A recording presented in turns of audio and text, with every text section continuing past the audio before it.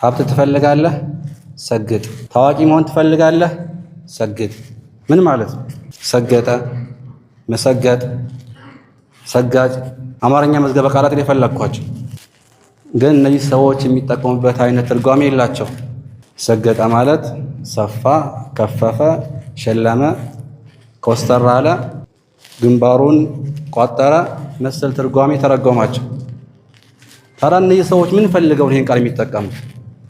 አጠቃላይ ይህን ቃል የሚጠቀሙበት ምንም አይነት ሀያ አፍረት አይኖርህ፣ የፈለግከውን ነገር ተጠቅመህ በየትኛውም አይነት መሰላል የፈለግከውን አድርግ።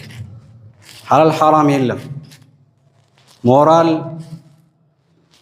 መልካም የሆነ ስብዕናን ማቆሸሽ፣ ጥሩ ስብዕናን ማበላሸት፣ ማላሸቅ ችግር የለውም። ዋናው አንተ የምትፈለግበት ቦታ ብቻ ድረስ። ይህን ሰዎች ዓላማ በተዘዋዋሪ